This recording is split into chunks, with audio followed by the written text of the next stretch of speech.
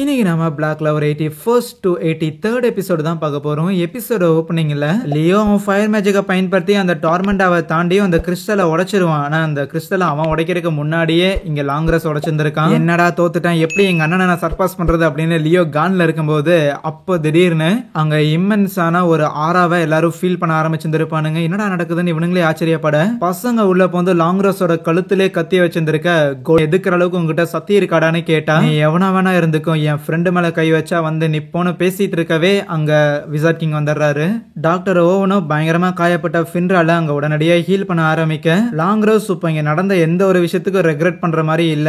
Even wizard king நிக்கிறான் அப்படிங்கறத கூட பெருசா கண்டுக்கிற மாதிரி தெரியல. எங்க அண்ணனா பயங்கர வீக்கான ஒருத்தன், இவனை எல்லாம் மேஜிக் நைட்னு சொல்றக்கே ஒரே அசிங்கமா இருக்குதுன்னா கோவப்பட்ட ஆஸ்தா, உன்னதாண்டா மேஜிக் நைட்னு சொல்றதுக்கு அசிங்கமா இருக்குது, அவன் எவ்வளவு நல்லவன் தெரியுமான்னு சொல்லும் போது நல்லவனா இருந்துகிட்டு என்ன சண்டை போடும்போது உட்காந்து புல்லு புடுங்கிட்டு இருப்பீங்களாடான்னு ஆஸ்தாவை எதிர்க்கிறதுக்காக அவன் ஸ்பெஷல் மேஜிக்கை யூஸ் பண்ண ஆஸ்தா அதை நல்லிஃபை பண்ணிடுறான். கிளாஸுக்கும் யூனோக்கும் வைஸ் கேப்டன் லாங்ரஸ் இப்படிதான் பிஹேவ் பண்ணுவான்னு ரொம்ப நல்லா தெரியும். இருந்தாலும் இன்னைக்கு கொஞ்சம் ஓவரா போயிட்டாரோ அப்படின்னு தோணுது. ஏங்க ஐயா, நீங்க சண்டையை உள்ள போந்து தடுக்க மாட்டீங்களான்னு மார்க்ஸ் விசார்ட் கிங் கிட்ட கேட்டா, வெல் பேட்டில் ஃபீல்டுல சண்டையை ஆரம்பிக்கிறக்கோ நிறுத்தறக்கோ யாரும் இன்ஸ்ட்ரக்ட் பண்ணுங்கிற தேவை கிடையாது, அதனால சண்டை போட்டா போட்டுட்டு போறானுங்கன்னு சொல்லக்குள்ள அப்போ லாங்ரஸ் ஆஸ்தாவை முத நாள்ல மீட் பண்ணதுல இருந்து எனக்கு உன்னை சுத்தமாவே பிடிக்காது, பிளாக் புல்ஸ்ல இருக்கலே நீ தாண்டா கேவலமான ஆள்னு சொன்னா, நீ உபயோகப்படுத்தின வார்த்தைகள் இருக்கிற அர்த்தம் உனக்கு தாண்டா பர்ஃபெக்டா பொருந்தோன்னு ஆஸ்தாவும் சண்டைக்காக இறங்கிடுவான். ஆனா கரெக்டா விசார்ட் கிங் அவங்க ரெண்டு பேரையும் ட்ராப் பண்ணிட்டு, ஓகே ஃபைன், நீங்க பேட்டில் ஃபீல்ட்ல சண்டை போடுங்க, போராடி இருங்க, எனக்கு அதை பத்தி கவலை கிடையாது, ஆனா டோர்னமெண்ட்ல எதுக்குப்பா அடிச்சுக்கிறீங்க, சரி சாட்டு புட்னு வேடிக்கை பார்த்துட்டு இல்லாம அடுத்த மேட்சுக்கு அரேஞ்ச் பண்ணுங்கடான்னு சொல்லிட்டு இருக்க. இன்னொரு பக்கம் கேப்டன் யாமையும் செக்கேவை கயிறுல கட்டி வச்சுட்டு, ஏண்டாடே நான் தியான நாளைக்கு போறதே அந்த கக்கூஸ்ல இருக்கிற 10 நிமிஷத்துல தான், அதையும் வந்து டிஸ்டர்ப் பண்ணுவேடா அப்படிங்கிற மாதிரி உனக்கு காலி பண்ணலான்னு இருக்கேன். அதுக்கப்புறம் ஜர்க்ஸ், மிமோசா, டோர்மெண்டா, அப்புறம் செகேன்னு சொல்லி 4 பேரையும் ஸ்பெஷல் மேஜிக்கை யூஸ் பண்ணி ஒருத்தர் கூட்டிட்டு வந்து போட, இப்போதைக்கு நடக்க போற மேட்ச்ங்கிறது செமிஃபைனல். நம்ம ஆஸ்தா ஒரு டீமுக்கும் அப்புறம் இந்த லாங்ரஸ் ஒரு டீமுக்கும் அவங்க ரெண்டு பேரையும் பேட்டில் ஃபீல்ட்லயும் இறக்கி விட்டதுக்கு அப்புறம் நம்ம ஆஸ்தாலாம் கமான் கைஸ் இந்த லாங்ரஸ் இன்னைக்கு பொழந்துறணும் அப்படிங்கிற மாதிரி பயங்கர கான்ல இருக்கக்குள்ள, எதுக்கு தம்பி இவ்வளவு எமோஷனல் ஆகுறன்னு முதல்ல ஜோரா பயங்கரமா சிரிச்சுட்டு, இதர் தேக்கோ அவன் சூடா இருக்கிற ஒரு சுட்டி பையன், அவனை ஈஸியாவே தோக்கடிச்சிடலாம், ஒன்னும் பெரிய விஷயம் கிடையாது, கொஞ்சம் கூல் டவுன் சொல்லிட்டு இருப்பான். அதுவே லாங்ரஸ் கொலகான்ல இருக்கும்போது மார்க்ஸ் லாங்ரஸ் ஒரு மாதிரி சந்தேக பார்வையிலேயே பார்ப்பான். ஏன்னா ஆக்சுவலி இந்த ராயல் நைட்டுங்கிற குரூப்பை செலக்ட் பண்றதுக்கான இந்த ப்ராசஸ் இருக்குதுல்ல, இதை நம்ம விசார்ட் கிங் தான் பண்ணலாம் அப்படின்னு சொல்லியிருந்திருப்பாரு. அதுவும் எதுக்குன்னா மேபி நம்ம மேஜிக் நைட்ஸ்லயே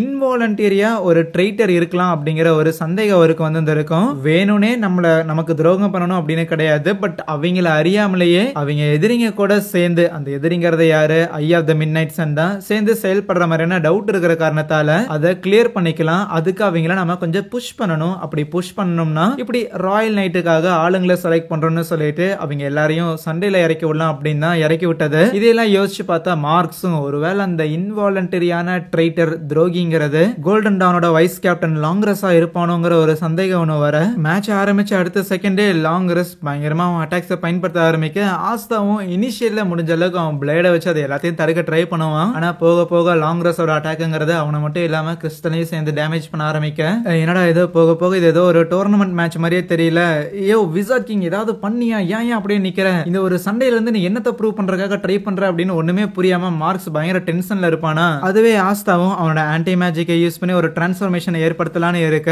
அதுக்கு முன்னாடி ஜோரா கூட சேர்ந்து வேற ஒரு பிளானே போட்டு இருந்திருக்காங்க போல. ஜோராவும் சில ட்ராப் எல்லாம் செட் பண்ணி இருப்பானா. அப்போ ஜோராவோட பிளாஷ்பேக் கன்னியூ ஆகுது. ஆக்சுவலி ஜோராவோட அப்பா வந்து ஒரு மேஜிக் நைட்டா இருப்பார்ல, ஆனா அவரு தன்னோட 15 வயசுல மேஜிக் நைட் ஆகிறதுக்காக முயற்சி பண்ணி அவருக்கே பையன் பிறந்து நம்ம ஜோராக்கே 12 வயசு ஆனதுக்கு அப்புறம் தான் அவர் மேஜிக் நைட்டாவே ஆயிருந்திருப்பாரு. அந்த அளவுக்கு விடாமுயற்சி, அவ்வளவு கஷ்டப்பட்டு அவ்வளவு உழைச்சு தான் அவர் மேஜிக் நைட் ஆயிருந்திருப்பாரு. ஒவ்வொரு டைமுமே ஒரு மேஜிக் நைட்டா இருக்கிறதுங்கிறது எவ்வளவு முக்கியம், மக்களை வந்து காப்பாத்துறோம் அப்படிங்கிற மாதிரி சொல்லி பயங்கரமா மேஜிக் நைட்டை புகழ்ந்து பேசியிருந்திருப்பாரு. பட் ஒன் டே ஒரு மிஷனுக்காக போனவர் திருப்பி வரும்போது டெட் பாடியா தான் வந்திருப்பாரா. அவரோட செமெண்ட்ரிக்கு நம்ம ஜோராவும் போயிட்டு, என்னப்பா அப்படி கடைசியில மத்தவங்களை காப்பாத்துறேன்னு சொல்லி உங்களை காப்பாத்துறதுக்கு ஆள் இல்லாம போயிருச்சுன்னு சோகமா அங்க இருந்து வரும்போது, அப்போ அங்க இன்னும் அந்த பர்பிள் ஆரக்கல்ல சேர்ந்த 2 மேஜிக் நைட் வந்திருப்பாங்க. அப்பாவோட ஃப்ரெண்ட்ஸா இருப்பாங்க போல. என்ன பேசிக்கிறாங்க அப்படின்னு தூரம் நின்று கேட்டா, அவங்க ஆக்சுவலி நம்ம ஜோராவோட அப்பாவை பயங்கர கேவலமா பேசுவாங்க. ஆனா அவங்க பேசிக்கிட்டு இருக்கும்போது ஒரு மேட்டரே தெரிய வருது, நம்மள மாதிரியான நோபல்ஸ் கூட எதுக்கு தேவையில்லாம இவன மாதிரியான காமனர்லாம் ஒரு மேஜிக் நைட்டா இருந்துகிட்டேன்னு அவங்க டீமை சேர்ந்த ஒருத்தனே தான் பின்னாடியில இருந்து அட்டாக் பண்ணி சாகடிச்சிருந்திருக்கான். எப்படி ஒரு நோபல் மேஜிக் நைட்ஸ் கூட ஒரு காமனர் மேஜிக் நைட் இருக்க முடியுங்கிற மாதிரியான ஒரு வெறுப்பு இந்த விஷயங்கிறது ஜோராவை பிரேக் பண்ணியிருந்திருக்கும். பட் வேற விதமா பிரேக் பண்ணியிருந்திருக்கும். மொத்தமா மேஜிக் நைட்ஸையே வெறுக்காம மேஜிக் நைட்ஸ் ஊரை காப்பாத்துறதுக்காக இருக்கிறாங்க. ஆனா அந்த மேஜிக் நைட்ஸ் கிட்ட இருந்து யார் மக்களை காப்பாத்துறது, அதை நான் காப்பாத்துறேன்னு அவங்க அப்பா ஜோரா சின்ன வயசுல இருக்கும்போது ஒரு பொம்மை மாதிரி செஞ்சு கொடுத்துருப்பாரு. இவன் தான் ஜோரா த சூப்பர் ஹீரோங்கிற மாதிரி ஒரு காஸ்டியூமை ரியல் லைஃப்ல அவன் உருவாக்கி அதை போட்டுக்கிட்டு ஒரு விஜிலாண்டியா ஆக்ட் ஆயிட்டு இருந்திருப்பான்.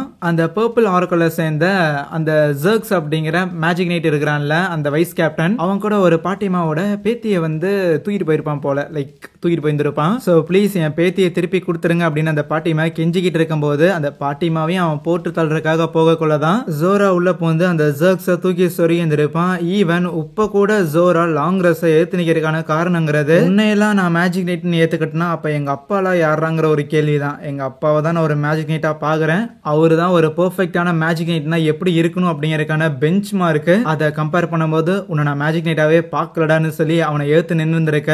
லாங் ரஸ் அவன் ஸ்பெஷல் மேஜிக்கை யூஸ் பண்ணி அட்டாக் பண்ணியிருப்பான்ல. பட் அந்த மேஜிக்ங்கிறது ஜோராவோட அந்த கவுண்டர் மேஜிக் ஸ்பெல்ல தாண்டி அவன் பாடி கிட்ட ஆல்மோஸ்ட் அட்டாக் பண்ற மாதிரி போயிடும். ஆனா லட்டுல வச்சேன்னு நினைச்சியா தாஸ், நட்டுல வச்சேன்னு அவனோட உடம்பு மேலேயுமே அந்த கவுண்டர் மேஜிக்கான ஸ்பெல்ல அவன் போட்டு வச்சிருந்திருப்பான். இவென்ச்சுவலி லாங் ரஸோட அட்டாக்ங்கிறது திருப்பி கவுண்டர் அட்டாக்கா போக தான் யூஸ் பண்ண பவர் தன்னை எதிர்த்தே வருதுங்கும் போது அதை நல்லிஃபை பண்றதுக்காக அவனுமே அதிகமான பவர்ஸ் யூஸ் பண்ண வேண்டியதா இருக்கு. அண்ட் அப்பதான் அவன்கிட்ட இன்னுமே இம்மன்ஸான பவர் இருக்கு. அவனை எதிர்த்தே நிக்க முடியாதுன்னு இருக்கக்குள்ள பின்னாடி வந்து பொடனி மேலேயே போட பாக்குறான் ஹீரோ பையன். எஸ், அவன் டிரான்ஸ்ஃபார்ம் ஆயிருந்திருப்பானா. லாங் ரஸ்க்கு ஆஸ்தாவோட இந்த டிரான்ஸ்ஃபர்மேஷன் ஆச்சரியமா இருக்கும். இது எப்படா பாசிபிள்னு கேட்கக்குள்ள, ஓ இதுவா, நீ என்னமோ பிறக்கும் போதே ரொம்ப ஸ்பெஷல்னு சொல்லிட்டு இருந்தேல, நான் பிறக்கும் போது நார்மல் தான், ஆனா உனக்கும் எனக்கும் இருக்கிற வித்தியாசத்தை தான் இது குறிக்குது. தன்னோட பவர்ஸை அடுத்தவங்களை காப்பாத்துறதுக்காக நீ பயன்படுத்த மாட்டே அப்படின்னா அதுதான் நான் சொல்ல வர வித்தியாசம்னு ஆஸ்தா அவன் பிளேடை வச்சு லாங் ரஸை அட்டாக் பண்ணக்குள்ள லாங் ரஸால ரியாக்டே பண்ண முடியல. ஏன்னா ஆஸ்தா லாங் ரஸ் மேல அவனோட பிளேடை வச்சுட்டான். அவனோட மேஜிக்கை சுத்தமா யூஸ் பண்ண முடியாம இருக்க நேரா கொண்டு போய் அந்த கிறிஸ்டல்லே மோதி கிறிஸ்டலையும் பிரேக் பண்றான். அதே நேரத்துல தான் ஏற்கனவே ஆஸ்தாவோட கிறிஸ்டல்ல அந்த லாங் ரஸ் அட்டாக்லாம் போட்டு ஓட்ட போட்டு வச்சிருந்திருப்பான் போல.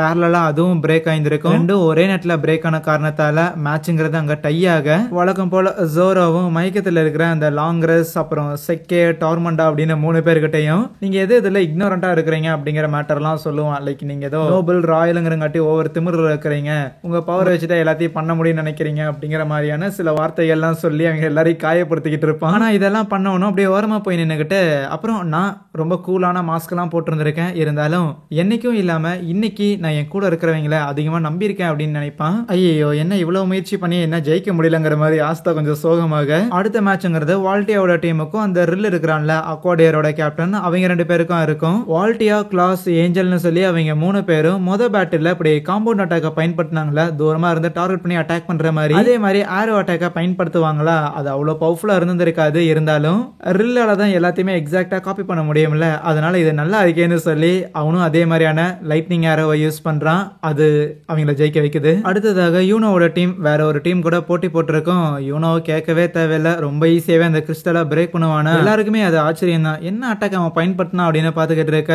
விசார்ட் கிங்லாம் கமான் யூனோ உங்ககிட்ட இருந்து நான் இன்னும் நிறைய எதிர்பார்க்கிறேன் அப்படிங்கிற மாதிரி காத்துக்கிட்டே இருப்பாரு. அதுவே அந்த வின் ஸ்பிரிட் கத்திக்கிட்டே இருக்கும், ஏன்டாடே நான் ஒரு வின் ஸ்பிரிட்ரா, என்ன யூஸ் பண்ணணும்டா, நீ என்னடா யூஸே பண்ண மாட்டேங்கிற, எல்லாத்தையும் உன் பவரை வச்சே முடிச்சுக்கிற, அப்புறம் நான் இதுக்கூட என்ன கூட வச்சிருக்கேன் அப்படிங்கிற மாதிரி கத்திக்கிட்டு இருக்கு. அடுத்த பேட்டிலுங்கிறது நம்ம யூனோவோட டீமுக்கும் ரில்லோட டீமுக்கும் பிளஸ் அங்கே இந்த ஒரு எபிசோடே முடிக்கிறாங்க. எனிவேஸ் வீடியோ பிடிச்சிருந்துச்சுன்னா மறக்காம இந்த வீடியோக்கு லைக் கொடுத்துட்டு அடுத்த எபிசோட மிஸ் பண்ணாம பாருங்க. சேனலை சப்ஸ்கிரைப் பண்ணி வச்சுக்கோங்க. So yeah, thank you.